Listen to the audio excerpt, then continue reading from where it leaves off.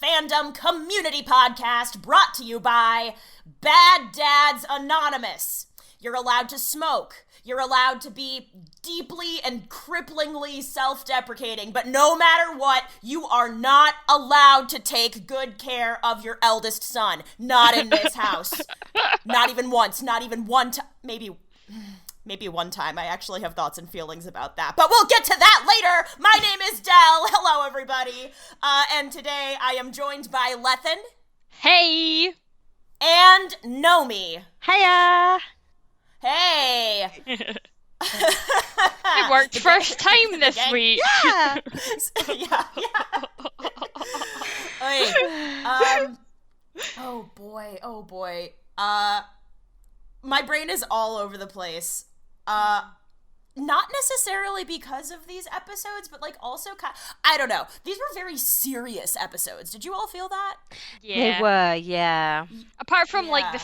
some of the fighting scenes, there was a lot of goofing off happening with Ichigo. There was, yeah. Yes, there was. Yeah. He needs an outlet. He's had a rough couple of weeks, TBH. He has. They need a Oh, God. holiday. Yeah.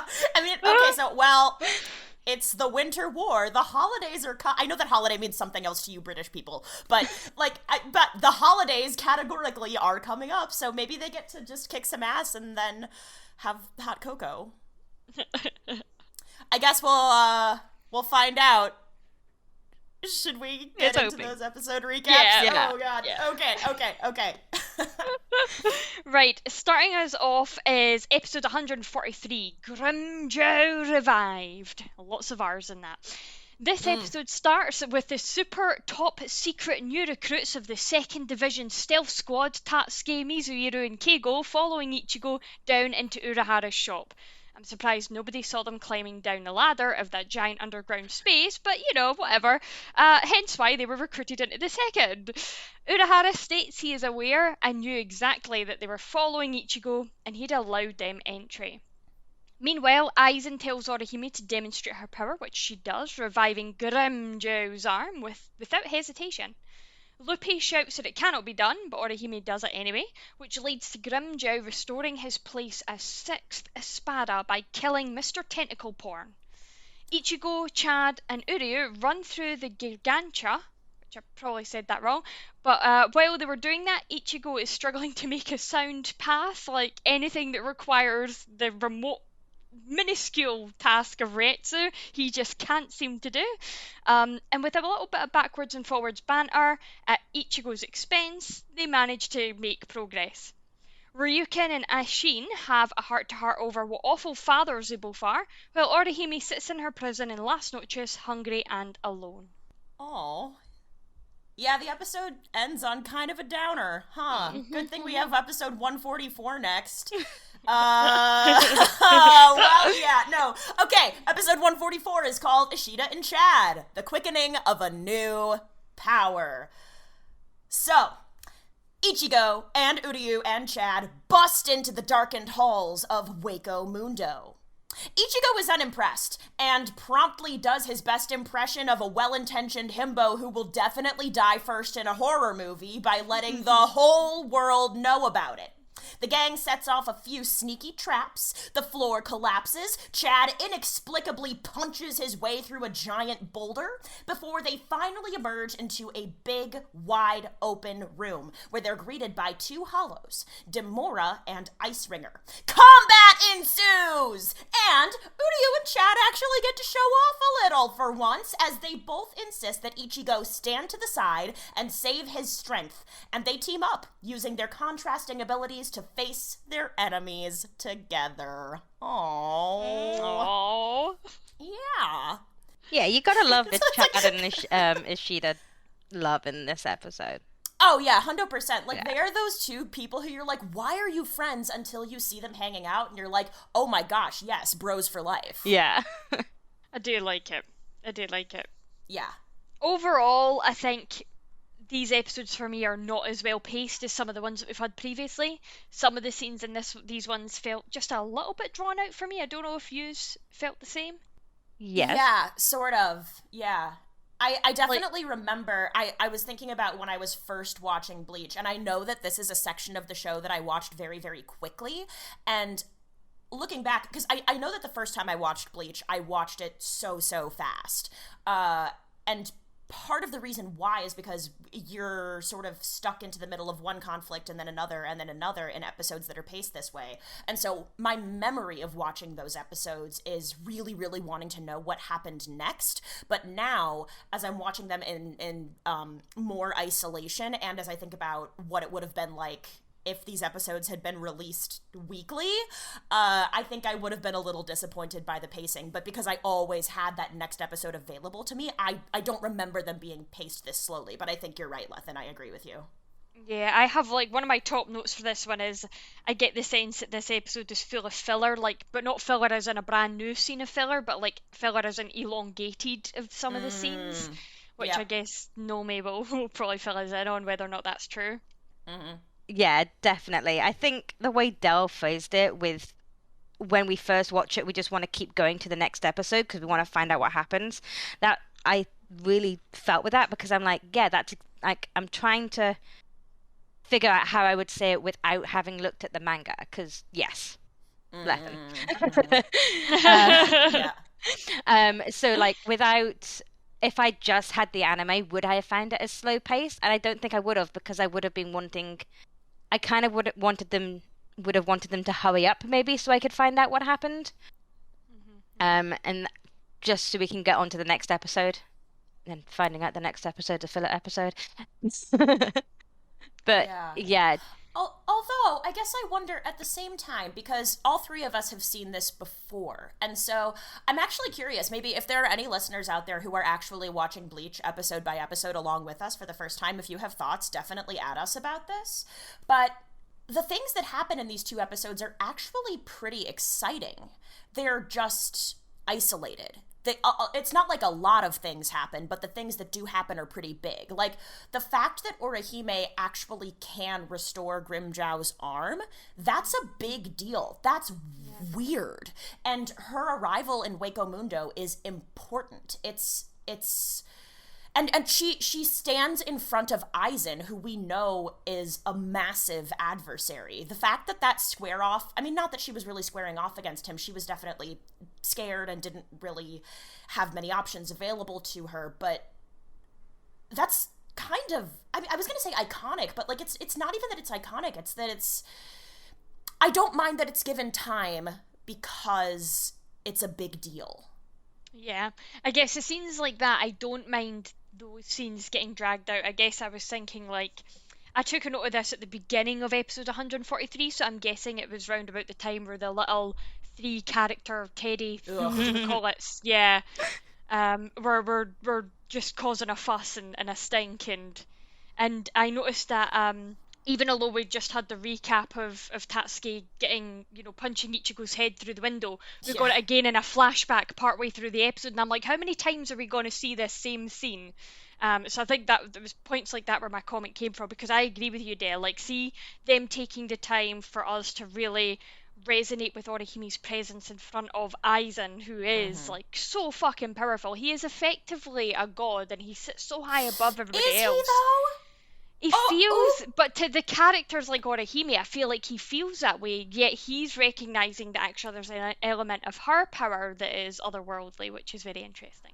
He certainly likes to think that he is. He is, yes. He alone stands at the top after all. No, that's actually, he says, no one stands at the top, not you, not me, not even gods. That's the direct quote from the end of the first arc. And so... Aizen's, like, quasi-recruitment of Orihime strikes... Fuck this dog. I'm sorry. Can you all hear that? Yeah. Ugh. Hi, puppy. No. This is gonna be a problem. Whatever. Okay, they're just gonna be dogs. It's fine. Like, the dogs are doing nothing wrong. I want to be very clear about that. I love them. They're just loud. They're not my dogs, either. They're someone else's dogs. Anyway... So Aizen's quasi-recruitment of Orihime in the first place is an indication that he knows that there are gaps in his power that he can't fill. I also don't know whether, like, he hasn't necessarily stated his No, he has. His specific ambition is to fill the unbearable vacancy in the throne in the sky. He's said that. That sounds awfully godlike. If he needs somebody with, he either needs somebody with Orihime's powers on his side actively, or he needs somebody with Orihime's powers not on the side of his enemies. And those aren't necessarily the same thing. So it's unclear whether he wanted to take that away from Soul Society or whether he wanted to wield that power for himself. Either way, he is recognizing a gap and a weakness in his own abilities. And, like, the fact that he is engaging with the Hōgyoku in this way indicates that his quest is for more power. If he had enough power just as he was, he wouldn't have bothered with the Hōgyoku, you know? That's true, yeah. He does think of himself above a lot of people, though. Yeah, 100%. And I mean, and he is stronger than a lot of people. He's a scary dude. That's absolutely true. I would love to see him go head to head right now, as he is at this current moment, against somebody like Urahara Kisuke. That'd be something I would pay to watch. Honestly, same. That's a thought. And who do you think would win? I don't know. That's why I want to see it. Do either of them get access to the Hōgyoku in this scenario or no? No. Okay. In that case, I think Kisuke, and I know that we said we weren't going to do this very often, but we're going to have to come back to why at a later time. I'm Spoiler episode. Yeah. Well, like, not even. Okay, just candidly, it's to do with some final arc stuff. I don't even care. It's about the final arc. Like, fine, whatever. Okay. Yeah. I feel like there are advantages and disadvantages that aren't matched up in a. That's all I'll say. Okay. I mean, to be fair, there's so much to Urahara that we've not seen. We know he's powerful. But then again, same with Aizen. It's so interesting. But yeah, I bet a lot of people listening will be thinking the same thing. Like, it would. That's a match I would pay a lot of money to see. Yeah. Anyway, speaking of Urahara, I really liked the spell that he used to open a Gargantua. Oh my god, I know! This spell was not... I mean, it is Kido, obviously, but it's not Kido with a number. It's not a numbered Kido spell, which makes me wonder how he found it, where it came up. Did he invent it? It reminds me of the time that Kukaku Shiba launched the cannon, where she used a long and complex spell that also didn't have a number attached to it. Oh, clever. Yeah. Because I'd literally written, I love how there's actually an incantation for this. Because I do feel like it is something that maybe he created, or maybe it's forbidden knowledge or something, because I don't imagine them teaching in the academy how to open up a gateway to the Hollow. Absolutely not. No way. Yeah, I don't see that ending well. But that makes me wonder, did he do this by himself? Is this something that only he knows? How many other people know it? Yeah. Yeah, I imagine there's a homebrew component to that. I imagine Kisuke played around and figured out it would be advantageous to have quick access to Hueco Mundo should he need it, for a variety of reasons. It may not... I mean, high-key, I imagine he didn't always know that Aizen was gonna hide out in Hueco Mundo. Maybe he did, but I could see Kisuke wanting to go to Hueco Mundo or wanting to have access to Hueco Mundo for his own reasons, independent of Aizen. So I just feel like this is a skill set he's had in his back pocket for a little while now. Definitely. It's like, even if it's not Aizen, I think from working, because we know he was the captain of the 12th Division, so he's probably going to have, when he was captain, he would have had his eye on Hueco Mundo. So it's like one of those things that's good for him, or just to keep an eye on things so they can see if any threats are going to come their way.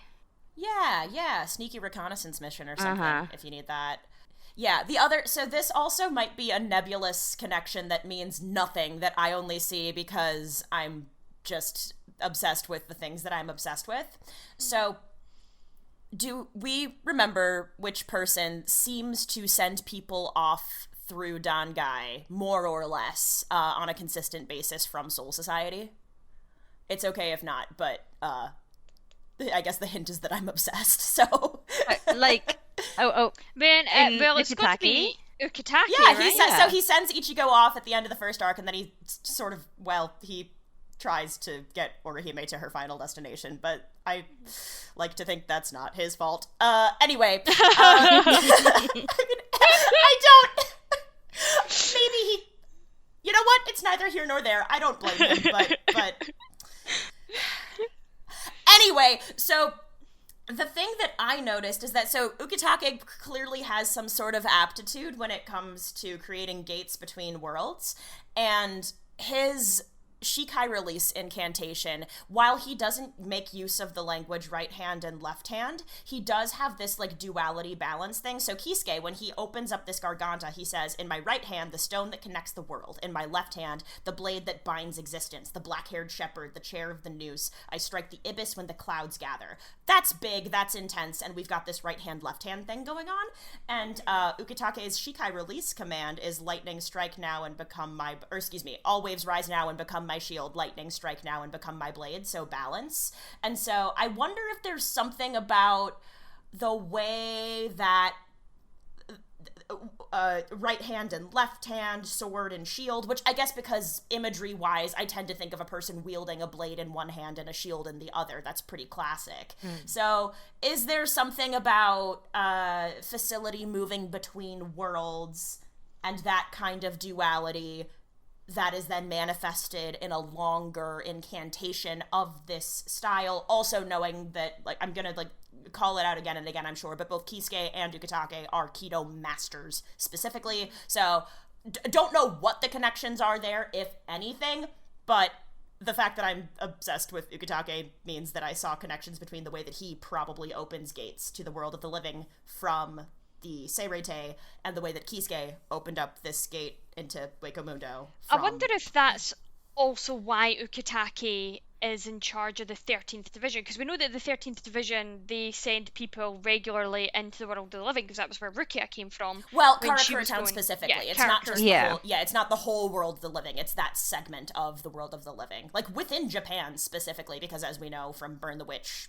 different factions hang out in different parts that are analogous to other parts of the world of the living. Anyway, but yeah. I think we can assume they cover a lot of Japan, though. If we think about the fact that, like, the 2nd Division are the stealth unit, the 11th Division is, like, the combat unit, and the 4th Division is, like, the healing unit, so there's not that many that probably oversee the world of the living. Yeah, that makes sense. The world of the living in Japan. Yeah. I buy that. So I like the duality thing. I like to think that was partly why he was put specifically in charge of the 13th as well, because of the Kido Master, because of the powers that he can draw upon. I like that idea, Dale. What did we think of Urahara letting Tatsuki, Mizuhiro, and Keigo just see Ichigo leaving through the Gargantua? Oh. I think it was kind of merciful of him. Like, he's giving them the answers that Ichigo didn't give them. Because they obviously wanted answers. They obviously were worried about Orihime and Ichigo and what was going on. And Kisuke had the nicety to let them know in his own random, roundabout way of doing it. I think they've now got more questions than answers. That too, yeah. Probably. I think there is something to be said, though, for... It's a combination of if there's a will, there's a way, so knowing that Tatsuki, Mizuhiro, and Keigo really care about their friend, they weren't just gonna let this go, right? And then it's also that thing, like, Ishin and Ryuken should take parenting tips here, but it's that thing of, if you don't give the young person who's asking good information, they're gonna get bad information from somewhere else, probably. Can you imagine if Tatsuki, Mizuhiro, and Keigo were skulking around and then Aizen sent some emissary out to be like, aha, let me get you onto my side because you have no context? Not that they're, like, powerful allies or something, but just the sheer emotional blow of Ichigo's friends turning against him or something. I don't know. So I imagine, like, Urahara's a strategic dude. So if he took it for granted that Keigo, Mizuhiro, and Tatsuki weren't going to let this go, he probably wanted them to get information from him and from that side, rather than from a sketchier source. Not that I can really imagine a sketchier source than Urahara Kisuke, but you know what I mean. That's true. I have another thought. I know I'm not shutting up this episode, and I have a lot of... No, you're fine. Okay, maybe it's because I wasn't on the last episode, so I just have to, like, get everything out now. So, okay. So, do y'all remember that part when Uryu was... Okay, first off, the fact that Chad knows about Uryu's deal with his father, where Chad's like, oh, wait a second. Yeah, I knew about the fact that you weren't allowed to associate with Soul Reapers anymore, and Uryu's like, yes, well, I found a hole in that plan. Yes. And Ichigo was like, oh, what? The whole time, because he's such a dipshit. Yeah, so, that part. So, Uryu makes... It is...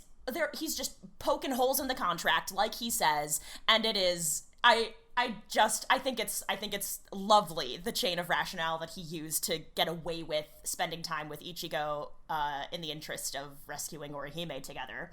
So, okay. So, last episode on the podcast, you were all talking for a little bit about that really difficult conversation that Yamamoto and Ukitake had with Ichigo, where they said, hey, you're not allowed to go and rescue Orihime. We actually forbid it. And also... there's kind of no hope, and also people might die. Like, everything was bad, right? Yeah. And I know that you all talked a little bit about how brutal Ukitake was, specifically within that scene. Me and Nomi defended him. I would like to just say, me and No, Nomi no, defended him. I know. No, I hear you, and I'm not about to, like, go in on you two for like, dishing on my boy in that way or whatever. No. I think you're all actually onto something, though, because I agree, actually. So I think, on the one hand, whatever. I don't think Ukitake is the cinnamon roll that everybody thinks he is. He has been through a lot and done a lot, and he is still kicking after, like, 2,000 years, and you need to have some grit in you to be in that position. That is neither here nor there. The thing that I want to emphasize is that he's also...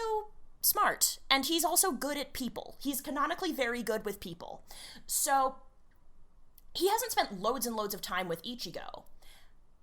And he also knows Yamamoto really well, right? So, I wonder whether he was playing a part to both appease Yamamoto and further his own strategic goals here. What I mean is, Yamamoto was probably in earnest, like, no, Ichigo, we don't want you dying, we need you to fight on our side because I am an old-timey battle master and that's how I think about warfare. Rah, rah, rah, rah, rah, rah. I think that's actually what Yamamoto meant.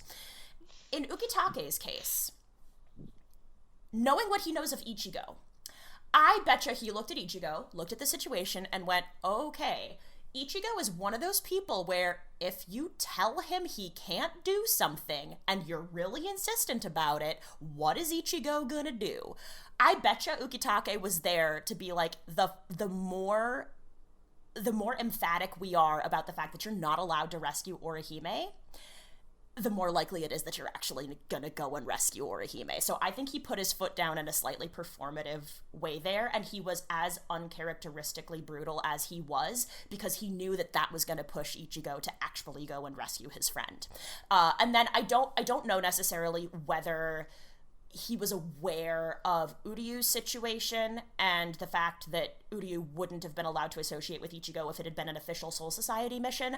I like to think maybe, but I don't know necessarily. So, all this to say, between Yamamoto's actual insistence and what I think are maybe Ukitake's, like, secret sneaky machinations, well-intentioned but sneaky, like, once again, like, he's best friends with Kyoraku, who, like, you can't be best friends with a guy like that and be completely straightforward and fluffy all the time. Like, you can't. So anyway, I think that's what he was doing last episode, and it just so happens that lines up really well with Uryu's ability to accompany Ichigo into this fight without breaching contract with his shitty dad. And now I'm done. Which then leads into Ryuken's motives to doing this. Ugh. Because... oh my god, yeah. Because you, like, Isshin accuses Ryuken of letting him go. Which, you know, by the words that they were exchanged, you can kind of see that maybe Ryuken did actually let his son go. Whether that was a good move or a bad move, what his ultimate intentions were, there had to have been some sort of understanding that had come between them. Like, for a guy who says he hates Quincy's, why did he train his, like, what were his intentions, what was going on in Ryuken's mind, why he was only standing outside, and Kisuke wasn't that quiet. No, oh my god. he's such a shit. The little, did you guys watch the sub or the dub? I watched the dub. Sub. Okay. I don't know what he did in the dub, but that bit when the circle appears and he's just like, Domo. I was losing my mind. I thought it was so funny. Gosh, I don't even remember. But yeah, I mean, talking about Ryukin and Isshin while we're here. Yeah. Ryukin and Isshin have some interesting words with each other. Ryukin. Yes! Oh, yes. Ryukin's like, oh, you got your powers back, meaning that Ryukin knew that Isshin was a Shinigami. Casual. And then he calls, I don't know what it was like in the dub, but in the sub, he calls Isshin Kurosaki. And Isshin's like, you've never called me that before. Which makes me wonder what he used to be called before. Oi, you? And the Pighead? Yeah, that's... Goat face? Or maybe... Oh... Yeah, that's spoiler territory. I was leaving it open for speculation. Okay, that actually makes way more sense in the dub, because in the dub, the sub, that makes more sense for stuff that comes later than the dub, which the dub was obviously confused at this point, and we were like, they dubbed it when he was like, oh, Isshin, and he was like, well, you've never called me that before, and that makes sense, because, you would call somebody by their last name, but, I like the sub better. With that. Yeah. I don't like it better for Rukia's voice, but I like it better for that. Ugh. Oh, wait, really? Wait, you prefer Rukia's voice actor in the dub? Yeah. Oh, I super do not. I started liking Rukia so much more only once I started watching the sub. I'm so sorry, Michelle Ruff, you're beautiful, but that's I'm with Dao. I much prefer, there's a lot of voice actors in the dub that, no offense to them all, but I feel like the sub, the original Japanese VAs, I've honed that character so much more. I think it also depends on what one you're used to watching and what one you probably grew up watching as well. I've noticed that a lot of people tend to err towards the one they usually watch. Well, I grew up watching the dub and then switched to the sub. I did too. Maybe if I swapped, maybe. It was just, I think it comes from a place of fan fiction writing. The type of content that I write Rukia in suits more the dub voice than the sub. That's all I'll say. I see. But anyway, after that tangent, Orihime healing Grimjow's arm, where we get the confirmation that her power is not technically healing, quote unquote. So when we see healing from here on out, we're using quotational marks. It is rejecting, which if we'd paid attention to when the fairies first explained how her power was and what it done, we would know that wouldn't be a surprise to us. But it does go a bit above and beyond that, where it's more than time or space. It's more powerful than even a god would bestow upon somebody. It is the power to reject entirely. Mm-hmm.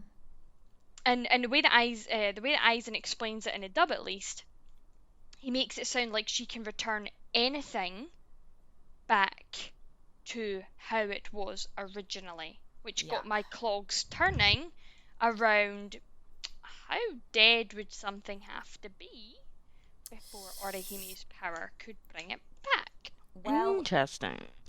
Grimjow's arm was ash. Gone. It was disintegrated. It was done. There was no arm. There was no material left to work with. It wasn't about the material. But I suppose she still had his shoulder and the rest of his body, so if with that there, I guess she can probably pull out, the DNA still exists in him to be able to say this was the form that his arm was from the molecular, cellular point of his being. Sure. If he entirely had been disintegrated, I don't think she would have been able to do it. Even if she had access to a whole pile of ash, piece, I don't know. Yeah, if she had access to a pile of ash or one piece, let's say it was like a Peter Pettigrew situation, there was a finger left, I think she could still return it back to its original form from that. I don't think, though, if the heart had stopped beating, then I don't think it would work. I don't think she'd be able to bring someone back to the dead, bring someone back from the dead. I'm inclined to disagree. Yeah, me too. Okay. Just from Aizen's it's a rejection of phenomenon, and death is a phenomenon. It's a circumstance, and phenomenon does I know that we use that word a lot in English to mean something extraordinary. No, it's just an occurrence. That's all that means, philosophically speaking. So it doesn't have to be a big deal. And death is pretty, like, it feels like a big deal, but it's just something that happens, you know? It's just an occurrence in time. Okay, so then taking from that then, if we go with that, if there's no body, so say that, like, as Lethan was saying about the ash was still there and it was still within the capabilities of the DNA for Grimjow's arm, if there was no body, would she be able to bring it back? Yeah, I feel like she needs something to work on, right? She needs something, yeah. Even if it's like a lock of hair. Yeah. Well, your hair still has your DNA, so yeah. I feel like that could open up so much more potential, and that could makes her almost powerful. Fucking powerful. She's is what it mad makes her. powerful. She's really fucking dude. powerful. Yeah, dude. Yeah. And I think, but the Urahara knew that. Like, Yeah. Urahara knows how fucking, like, how her power in the wrong hands could be used, and he's like, that's why he tried to protect her by, he did it in the wrong way, but that's why he tried. Yeah. So is it just in the realms of bringing someone back, like healing a person, or could she reject full events that had happened? Could she physically have rejected her own kidnapping, Rukia's own kidnapping? Kisuke putting the Hōgyoku inside of Rukia. Could she reject all of that? I think if she was powerful enough, she could, because we've seen that her power has started to grow over time, but I think she's still a bit like Toshiro's Bankai, too immature. There's still an element of youngness about her power. It's still very new and fresh, that I think, well, in the future she possibly could, if she honed her skills enough. And you know, the thing I'm thinking as well here, this is the kind of thing, this is why I love fan fiction, right? I love reading all these eventual possibilities. When Orihime passes on and becomes a Shinigami herself, how that power would then manifest itself in a spiritual format. Would it be more powerful? Could she then control it that way? I think that potentially one day, but it would take a lot of skill, effort to be able to do it, because it rejects beyond time and space. So yeah, I would say yes. And the scope of it as well. So if you think about something like Rukia getting the Hōgyoku embedded in her or something, she would probably need to capture all of the component parts of that whole situation within one rejection field. So she would need to capture Rukia, the Hōgyoku, Urahara, Aizen, probably Rukia's actual body and her Gigai. Like, you would need all of that shit to be within the field of the things she's rejecting so that she can impact those circumstances equally. Because otherwise, I wonder if you get, like, the butterfly effect where it's like, okay, you do one thing and you change what happens circumstantially, and then it's this chain of events. So I wonder how much it you know what I mean? Maybe not necessarily. Like, it could be within isolation, because we didn't see that happen with Grimjow's arm, for example. Like, it's not like restoring Grimjow's arm made everything that happened with Loopy go away. It wasn't like that. But I wonder if, as the scope of things gets bigger, it just becomes more complicated because there are more parts and pieces to reject. Interesting.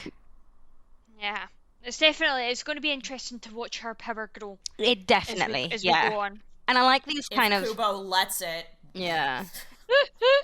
And I like these kind of theoretical discussions of posing a question and seeing what way, and like if someone in the audience thinks otherwise, and shoot it to us. But yeah, I kind of like these discussions of just posing theoreticals and hypotheticals. Here's a hypothetical for you. Oh gosh. I just said I like them and then I'm like, oh god. What? I like them when they're not coming from Lethan. I'm kidding. Wow. That hurt. Right. Urahara can get into every secret training facility because he built them all. Yes. Well, yes. I don't think he built. He didn't build. Oh wait, I get it. I understand. Sorry, I went into facts brain. Haha, that's funny. That's so stupid. Wait, yeah, good point. What? How? Oh my, sorry, I just went on a whole journey there.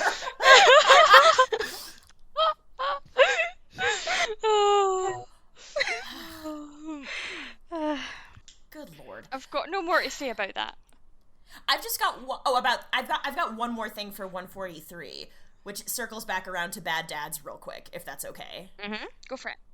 I just wanted to say that when Ryukin and Ishin are having that conversation about, like, I think Ishin acknowledges that he hasn't been the best dad, and Ryukin is like, wait, no, actually, I'm a better dad than you are, or something. Like, Ryukin expresses a lot of confidence in his own abilities as a father, but Ishin is like, no, I understand that I still have room to grow in this way, which just indicates to me that categorically, like, the fact that Ishin has those doubts shows that he cares. And I know that for some reason this podcast is like, Ishin is not a good dad hours, and I still categorically disagree with that.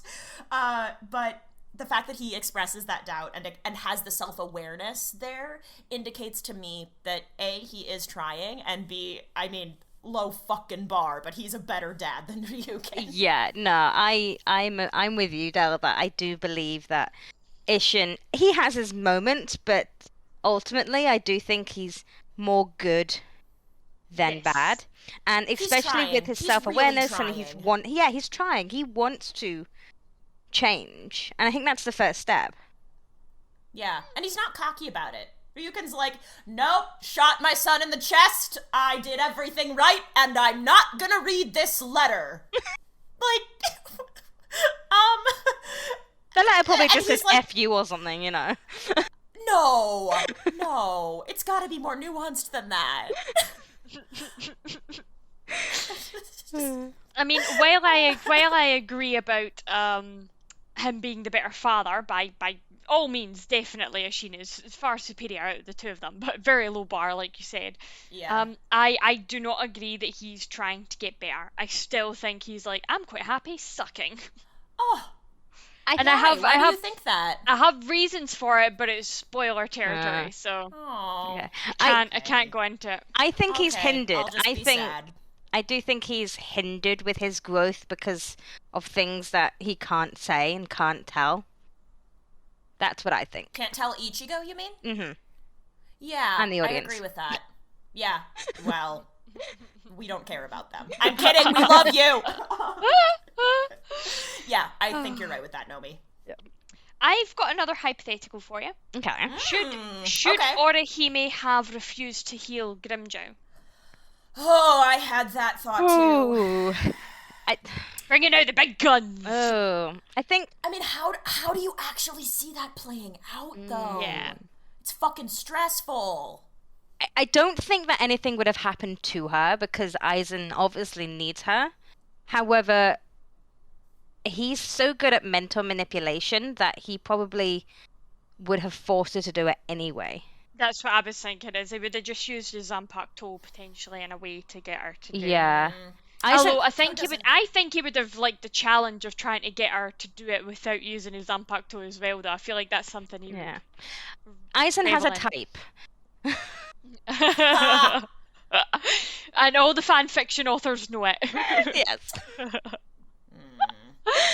Are you going to explain that statement, or no? I'm just going to leave it open. Yeah. No, because he likes his people easily manipulated. Like if you compare Momo with Orihime, you've got two very much not well liked people from fandom side of things. Because you've got the people who don't like Momo, you've got people who don't like Orihime, so they're equally hated because of how they act and how they respond and react to certain situations that have happened. You've got them both being very easy to manipulate, both willing to do anything for the people that they love. For Momo, it was admiration for Aizen. For Orihime, it's her love for Ichigo and her friends. That they're both willing to do anything, and Aizen takes them and he preys on them, and that's his type, basically. He's manipulating them that way. If you'd put someone like Rukia in Orihime's shoes, so let's do a quick role reversal and go have Rukia as the Orihime character with the Shunshun Rika. Mm-hmm. She would have refused. Exactly. And I think Aizen would have had a harder time. Except the thing, and this is maybe, okay, so two things. I think that both Momo and Orihime are the way they are because they are inherently trusting people, and that gets exploited by a very cruel world, and that sucks. Like, it sucks that people who have those open hearts get manipulated in this way all the time. And then the other thing is, because of the way Rukia is as a person, that's just not how her powers would manifest, you know? She's never gonna have Orihime's powers. It metaphysically doesn't work given how powers manifest in the Bleach universe. Yeah, it's true. But I suppose if we were just saying if this wasn't in the Bleach universe, you wouldn't get somebody like... Yeah, I suppose so. Healing the character that tried to completely destroy Ichigo. It's just... Whereas Orihime is so forgiving that she's even willing to forgive the person who tried to kill the man that she loves. Yeah. I also want to say a thought that I had when we got to see Ichigo's head smash through the glass like 18,000 times. Orihime has a type too, because Tatsuki and Ichigo are very similar. Yeah. That's all I have to say. It's good. Well, do you know, at the end of this episode, right? This episode ends with Orihime staring out at this waxing moon, and for me it was, I was like, is there a reason why this moon is on the screen so much? Like, why it's there? So I went and done fucking digging into moon and lunar cycles. And sorry, my whatever, go off. I'm just excited. Okay. So this is a waxing crescent moon, and that's what it's called when it's effectively seeping its way back towards becoming full. And it symbolises positivity and faith in some religions. So that could symbolise, obviously, Orihime's, or people's faith in Orihime that she didn't betray them, but also Orihime's faith that people are going to make their way towards her and that she'll see them again. In some cases as well, or in some religions, it symbolises fertility and the cycle of life and death. Here's something for you, though.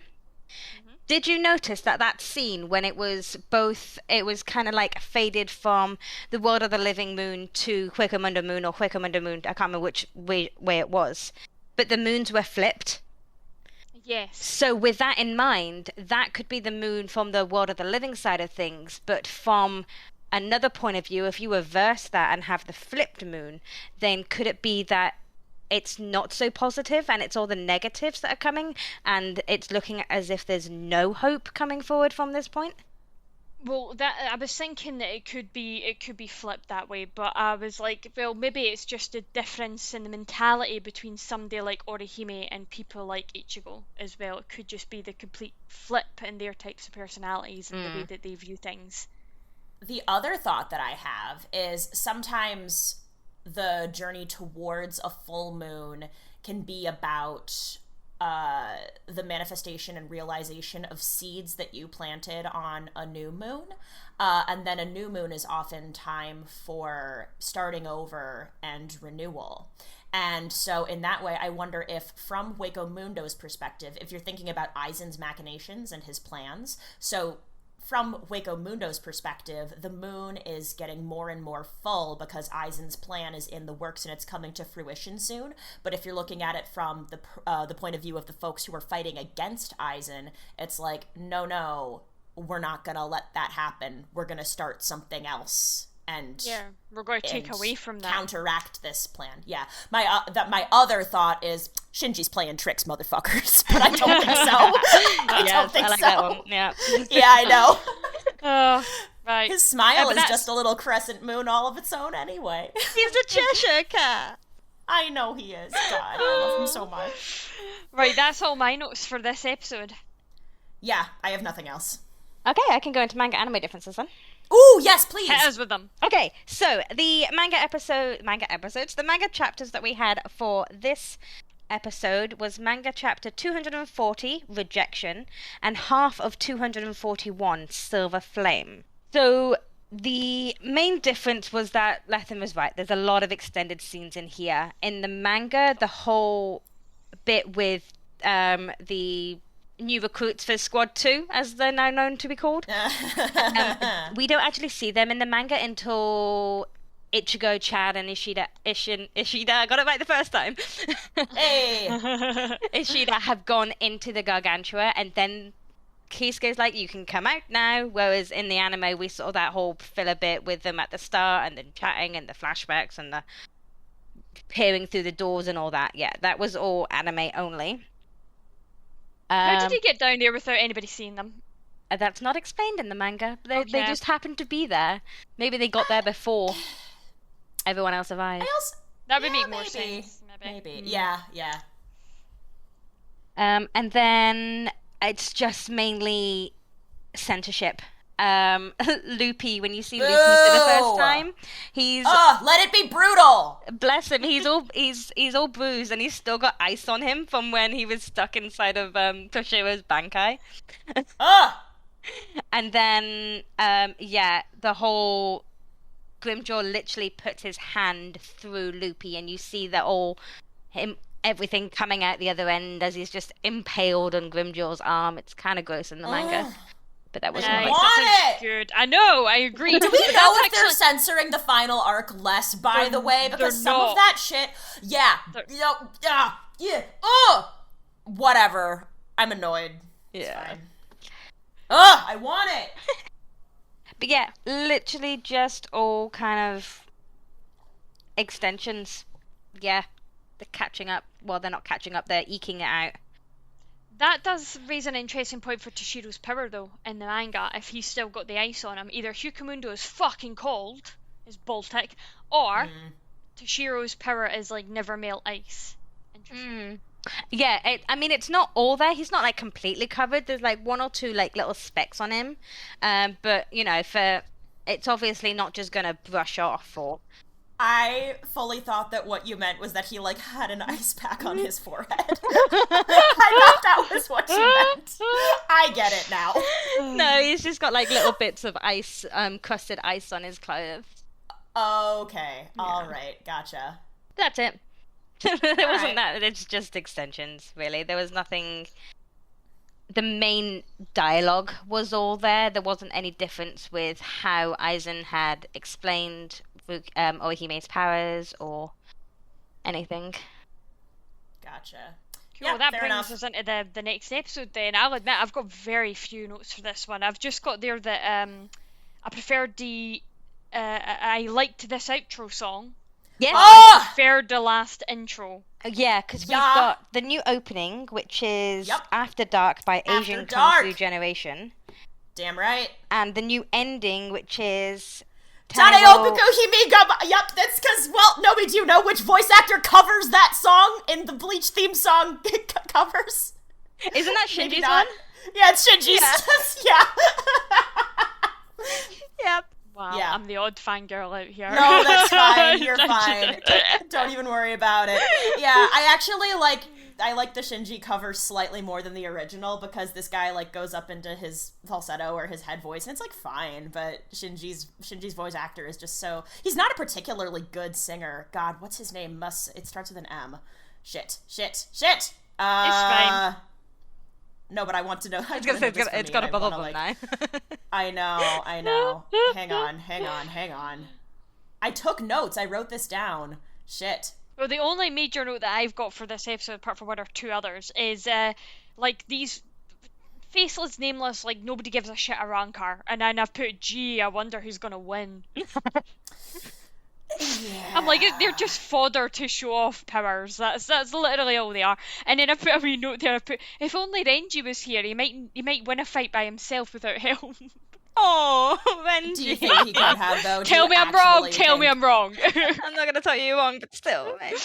No. Yeah, I know. Chad or Uri would have jumped in. Masaya Onosaka. I feel ridiculous. Sorry. Is the name of Shinji's voice actor. Who has a real Kansai accent, by the way. So, hooray. Yeah. No, that's like one of the things he's known for, so good work. He also apparently is like really fun to work with, quote, the internet. So I mean, he's done a few stuff with Bleach Brave Souls. He came cosplayed as Shinji. Oh my god. So I can imagine he's extremely fun. He and the voice actor for Hisagi have done a few things together.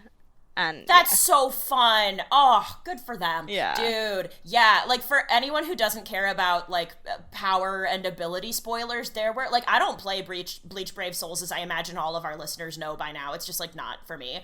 But yo, there were some Shinji drops that gave me feelings. Jesus. There's a new Shinji drop tomorrow and I can't wait. Fuck. Yeah. Anyway. I mean, even from a power standpoint, shit. Seeing and hearing some of that, God, I love him. This is not new news. It's also not what we're here to talk about because he's literally not in episode 144. No, Shinji's not going to be here for a while. So. No, he's not. R.I.P. And yeah, I'm pretty sure we'll still find a way to bring him up. Oh, No, I we'll don't try know. not to. Did you say we're going to try not to? Yeah, we'll try not. I'm not going to try not to. I'm not going to fight it. I'm not going to fight what feels nice, what feels right, what feels good. Ukitake wasn't in either of these episodes, and I got to talk about him twice. Good. I like this game. And It was because relevant, though. It was relevant and moderately insightful, I hope. These 2 episodes were so lackluster, we have to pull on characters that didn't exist in them to add substance to the podcast episode. Yeah. We even got a Bukia. Okay. Yeah. Yeah. Okay, I had, like, a thought and a half about Go for it. episode 144, and so I'm going to start with the full thought, and then if the half thought emerges later, then, like, great. So the one thing that, okay, first off, Ichigo just like shouting in the hallway is like, bro, what are you doing? And I can't, like, I'm just like, I know he's not a calculating person. I know he's kind of like a balls to the wall, let's just go in and get the shit done kind of fighter, but like, bro, really? That said, he then was like, come out, where are you? And so I was like, oh, okay, maybe that just is his strategy and he wants to just get this over with and that's what he's doing on purpose. So the thing that I did actually like, so Ichigo's like bopping around shouting things, and Chad kind of like doesn't mind, and so as they're starting to explore the space and they're starting to move through, nobody's really preempting traps or anything like that. Chad and Ichigo are both pretty okay with just kind of like moving forward, being straight on about the whole entire thing, and Uryu is the one who is trying to be strategic, and like, yes, that's a reflection of their personalities, but I was thinking about it and I was like, Ichigo, why are you so okay with this? And then I started thinking about both Ichigo's and Chad's fighting styles. They are both close quarters fighters who need to be close to their quarries in order to land a blow. Uryu fights from far away. So it is to Uryu's advantage to hide and then to come out and shoot his quarry, whereas Ichigo and Chad can't do shit unless they're right up in it. So I was like, oh, they're starting to figure out how to work together as a team, and each of them is going in trying to give themselves strategic advantages because, like, Uryu has only ever fought the way he's fought. Chad and Ichigo have only ever fought the way they've fought. So That's even a good though point, it was 'cause kind of even- stupid... Even Yeah, when yeah. they went to the Seireitei together, they got separated, so yeah. That's right. Yeah. So they're each trying to manipulate the situation to their advantage as much as possible in this new space. Uryu needs to be far away and will be better off if people don't see or hear him coming. And for Chad and Ichigo, that kind of doesn't matter. So that was a thought. Yeah, that's a good thought. I like that. Yeah, That's that's a good really thought. cool. And I Yeah. suppose it's really good character development for those 3 together to learn early with lower ranked things like rocks. To how they work together as a team. Yeah. The only downside to that is Uryu's very inefficient way of hiding his weapon. He had to go through the whole kind of unbuttoning up his cuffs just so he could get his little bracelet out. So that was... If you think that wasn't... Have you met Uryu? I thought that was completely for the aesthetic. probably was, 100%. But, like, he probably would have regretted it the minute, like, if his opponents weren't so forthgiving in letting him talk. I don't know. Well, you might be right. Uryu, because he's as calculated as he is, I could see him sacrificing efficiency for the hashtag aesthetic once or twice. I actually could see that. Yeah. He'll learn. Maybe. Maybe. Don't get your hopes up. So yeah, that was kind of it. The other thought that I had was just we learn a little bit more about Arankars, I guess, but it's in a pretty, honestly, it's a pretty low stakes and low key way. Like, I don't care about Iceringer or Demora. They seem, you can just forgotten about them. Yeah, they're really forgettable. Yeah, exactly. I was like, who are these guys? Oh, there's a fight here. Okay. Is there any other points for this episode? I guess, if anything, just the specific details that different ranks of Hollow have different likelihoods of taking on a humanoid shape as they take off parts of their masks and gain new powers. So we know that all of... Yeah. That ties in with the... I think Nomi's going to say the same thing as me. Go ahead, Nomi. I was going to say it's similar in a way to captains and their Zanpakutos, and what Byaku has said about how captains tend to condense their Zanpakuto. So just because a Zanpakuto is small doesn't mean... I could be getting my facts completely mixed up, but... No, you're right. It was a Sheen. It was a Sheen that said it. It's Sheen, yeah. When he went up against Grand Fisher, yeah. Yeah, so I think it's similar in a way to that. Like, they've sacrificed a little bit of themselves for power, and captains have sacrificed the size of their sword for power as well. And yeah, I guess as well. I was also thinking, you know, the different ranks of hollows as well. You've got the very, very top level where they say, you know, your big hollows are the ones that look really gangly and monster-like, but then as they come down, they become more humanoid and small.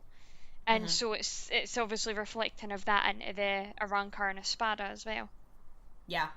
But then they get to do more shit, too. So if, like, you've never seen, you know, a Gillian release a Zanpakuto, like, there's no Zanpakuto there. So they kind of just do the one thing, and...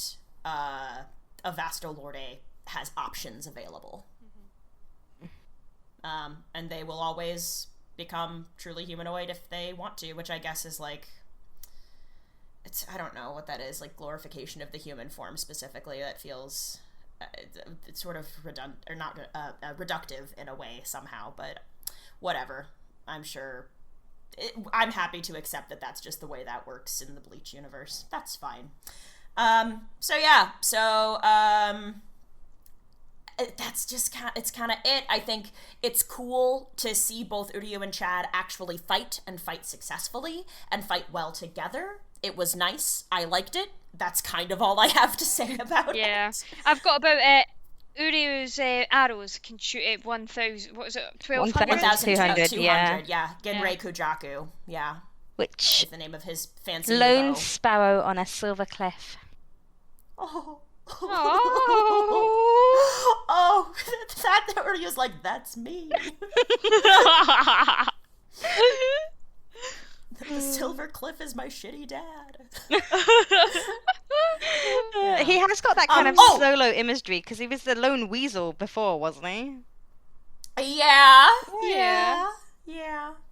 I also really like fucking Chad just reading Demora to filth for all of us. When he was like, he's like, I wish I hadn't wrecked as much of your mask as I did because your face is awful. I was like, did you just?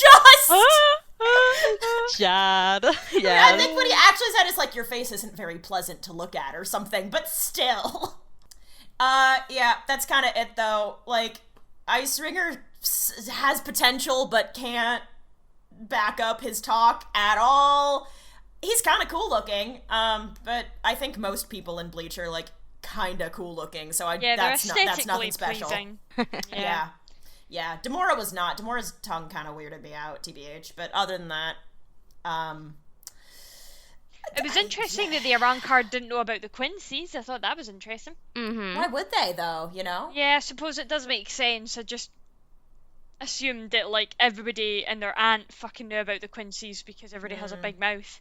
Yeah. We also don't know how old either Demora or Iceringer is, and we know that, like, the Quincy's were wiped out. So if Demora or Iceringer is younger than, like, for all we know, they're younger than Uryu, actually. But, like, if they're, like, 30 years old or younger. They have no reason to know. Like, Rukia didn't know about the Quincy's, remember? Yeah. And she's, Yeah, what, we had a big 80 discussion something? about that, and we were like, yeah, she probably should have timeline-wise. Well, yeah, that's because the pedagogy in civil society really frustrates the shit out of me, and Yeah. nobody teaches anybody about anything important, and nobody is held accountable for tragic and awful historical actions of the past. But that's just school systems, innit?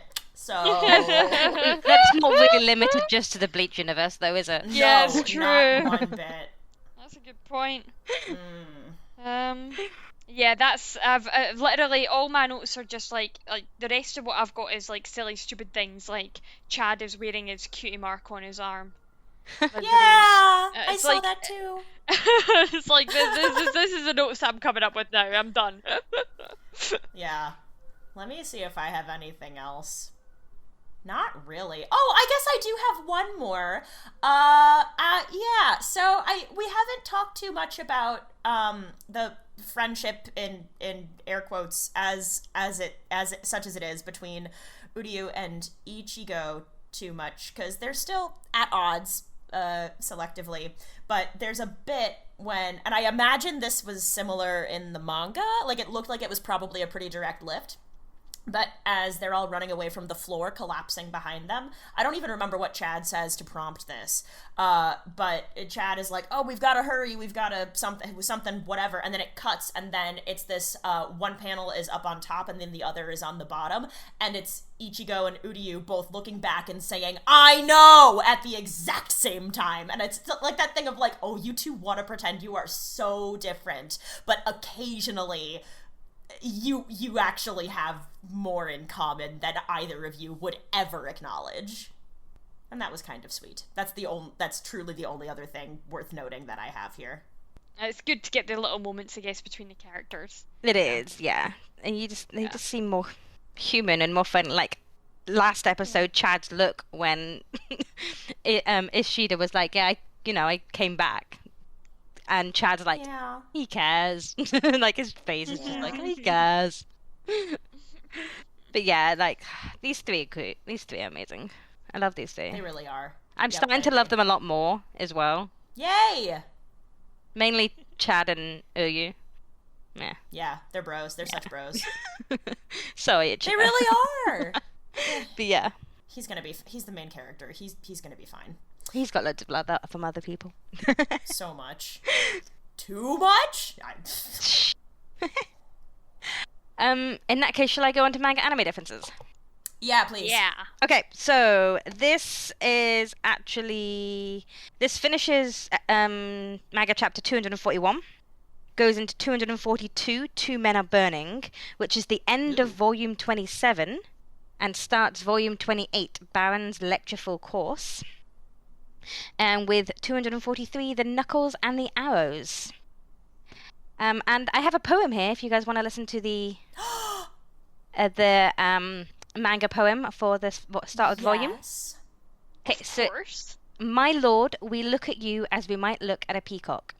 You are foamed by something sublime, similar to hope, worship, and fear. So that is the start of the... Is that a poem or the start of a prayer? Who knows? I just, went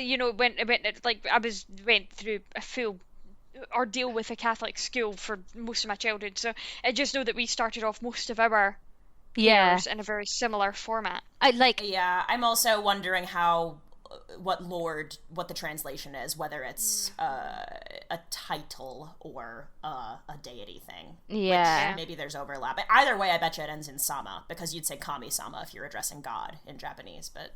Here's another translation that's not the Viz translation, and it's my king. Oh, Yeah, right, okay. I wondered. That makes Yeah. more sense.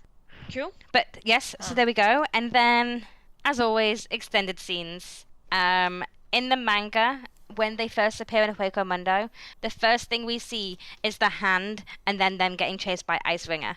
So there's a whole Indiana Jones nonsense with the traps and the running away from falling floors and being creeped on by Ice Ringer in a security surveillance room. Yeah, no, that was all anime. Good, honestly. Yeah, It was yeah. kind of dumb. And then Ichigo getting bitch slapped around, that was all anime too. Of course. Got to add in that comment. Oh my relief. god, wait, really? Yeah, it only happened. Oh, I'm so... Okay. Later. Never mind. Later. It only happened once. It happened twice. Elbows Ichigo, happened and twice. it's the only time. Sorry. I thought you meant... I understand now. Yes. Well, in the anime it happened.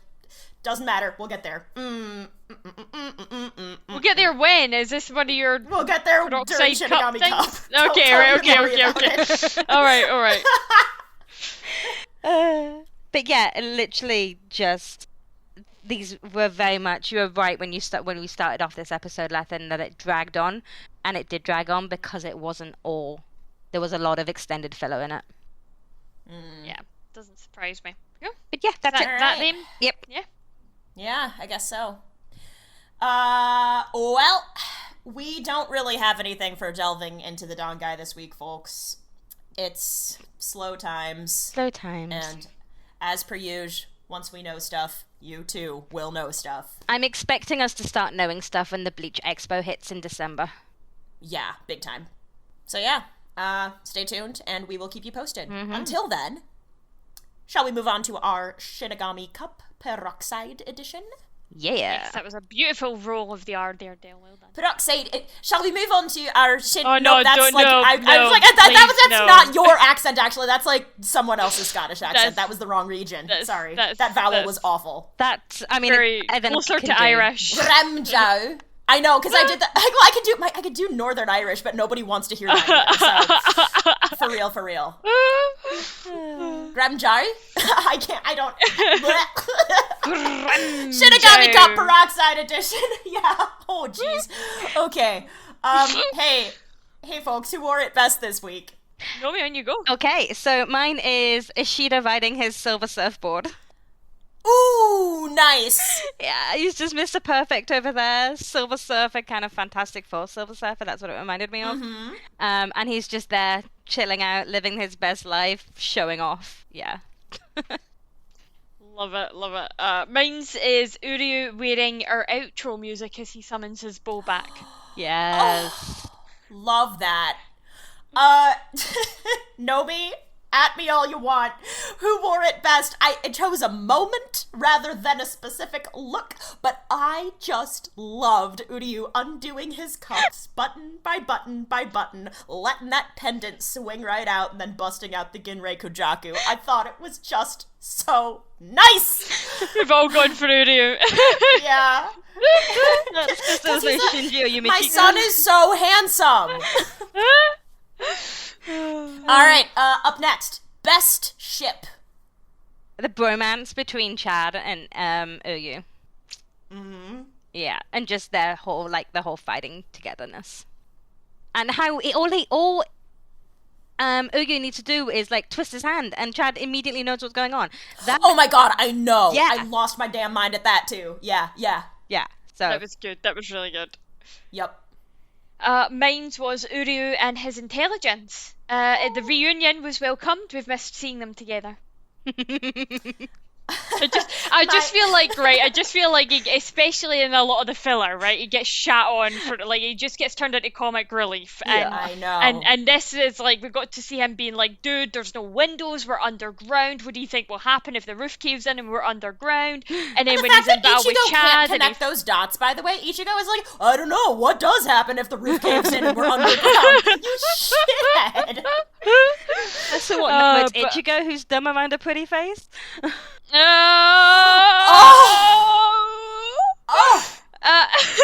gotta say, that's good. not a... Ichigo and Ishida is not a big ship for me, but... Golly. With that alone, you might have just converted me. My God. I guess so between that and that bit, way a million years ago when Ichigo fully straps his sword to Ishida's head, God. Is that metaphorical? That's from the hollow baiting fight. Yeah, when it's literal. It's completely literal. Yeah. Anyway, it's not even a hot take at this point. My best ship was Uryu and Chad, bros for life. But my backup was Chad and Sass as he was reading Demora for Phil. But Uryu and Chad is the real best ship for me this week. All right, and finally, double take. So mine is a duality of sorts, and it's Chad. And it's mainly a double take for things that haven't happened yet, but I can still talk about it because I can talk about the stuff that has happened.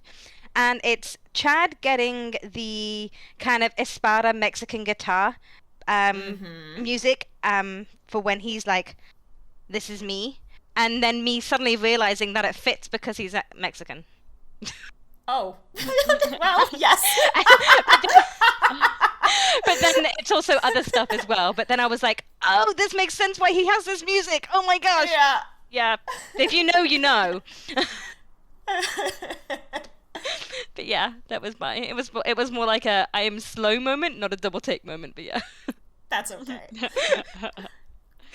Mine's was literally just a spell that Urahara used, having no number. Like, I had to I rewound that to see if it definitely had no number and was similar to Kakaku Shiba's canon. Ugh, it was so cool. May I also just say, like, there is something about, like, well-articulated, low-key competence that I just find so incredibly sexy and alluring. Like, Urahara is just, like, down. I find it's, like, the sexiest thing in the world to me. That's probably why I think Uryu is so hot, too, TBH, just because it's just, like, low-key, I'm good at this, and I don't need to make a big deal about it. He just kneels down, he places his cane on the top of that like, whatever, the bridge between the two parts of the rock, what the fuck ever, if you've seen it, you know what I'm talking about. He just says these words and does this immensely powerful thing, and then he carries on. Doesn't even break a sweat. God, love it. Anyway, my double take was the bitch slapping. I thought it was so funny when Ichigo, who is like, oh, shonen hero, blah, blah, blah, blah, and then Uryu is just like, no, and literally shoves him off to the side. I thought that was funny enough on its own, and that alone was gonna be my double take until it happened again. I laughed out loud. I liked it a lot. I thought it was stupid. It was just funny to see that happening to Ichigo. It just was. That's all. Alright, cool. I guess that brings us to our fandom shoutouts for this week. Okay, so my fandom shoutout is in the spirit of Halloween, because it is the 30th of October. I almost said December, upon recording this. So in the spirit of Halloween, it is a character we don't see in fan art that often. It is Lisa. Ooh! Oh, I love this. And this is by @SRKBomb108, and it is Lisa in a maid outfit with a scythe, with Halloween candy and pumpkins, and it's just the perspective of the image as well is what gets me.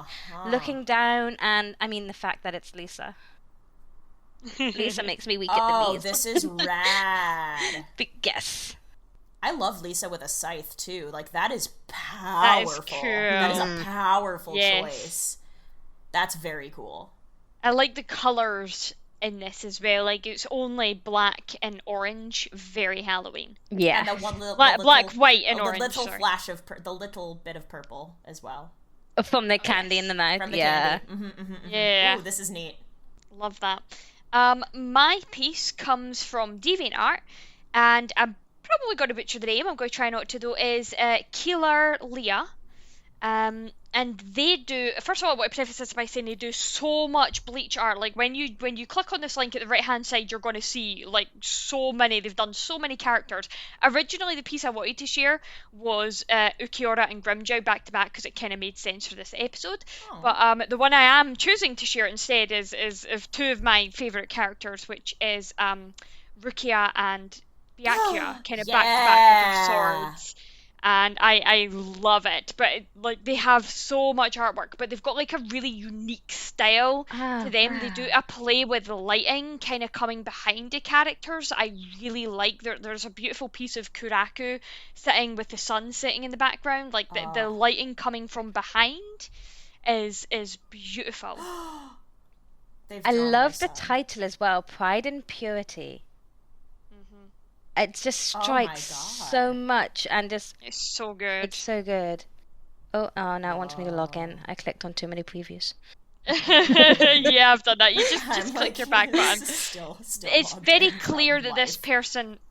It's very clear this person loves Byakuya. Most of the person that they've drawn seems to be Byakuya, and they've definitely done a lot of Byakuya and Rukia together. Yeah.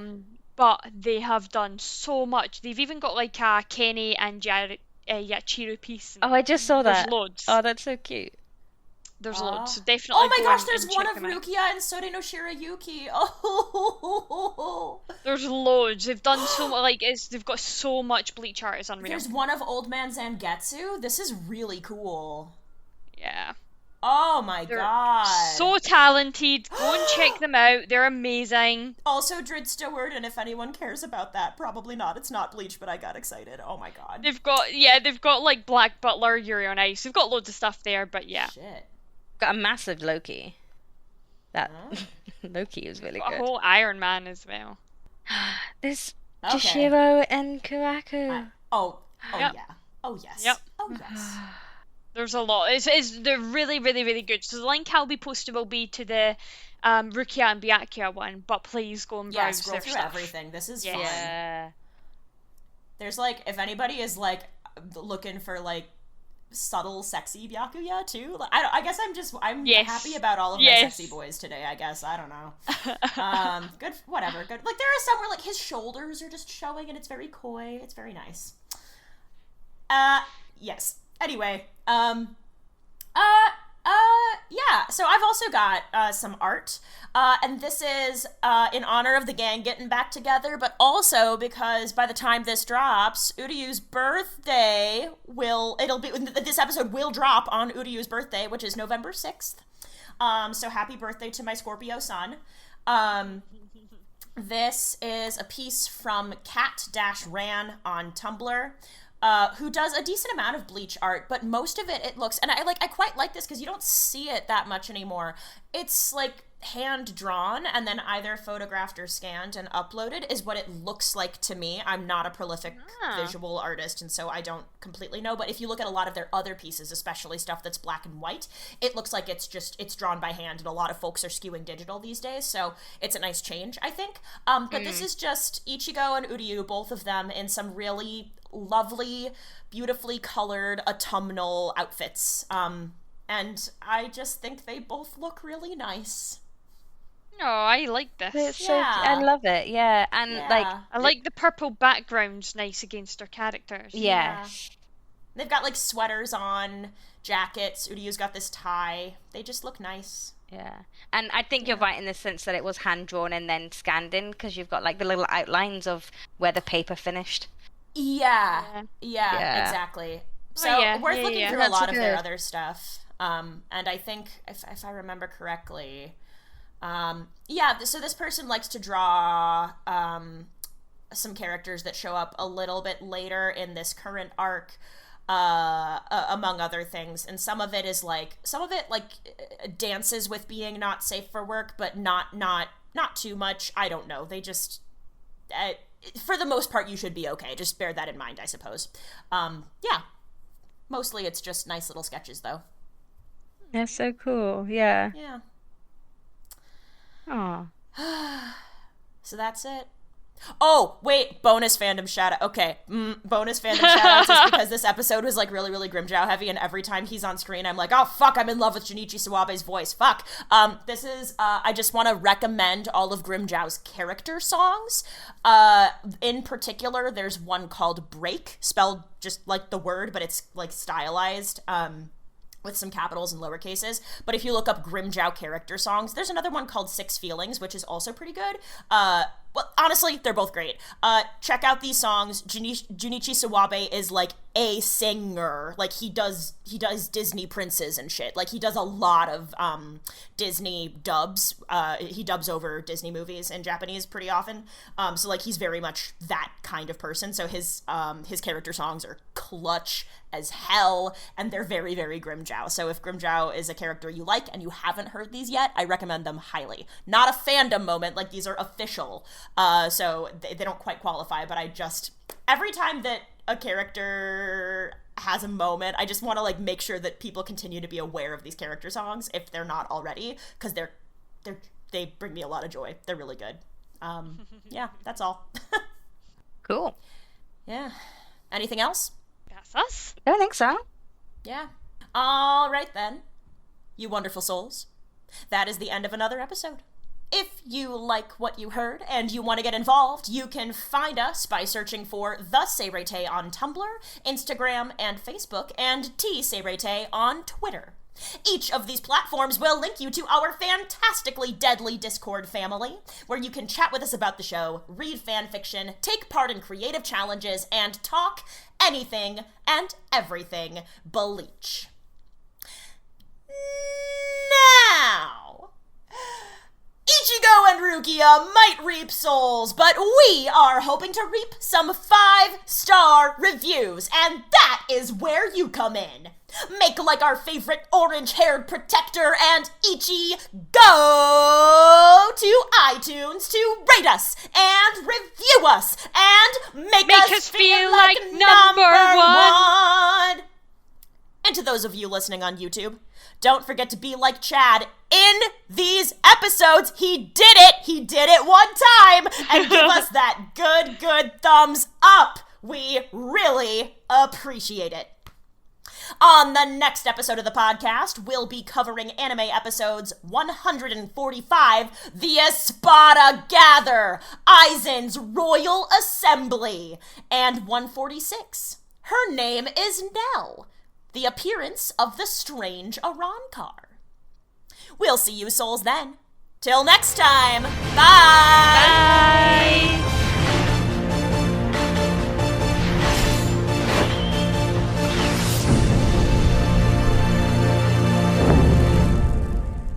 It's so much for an hour recording.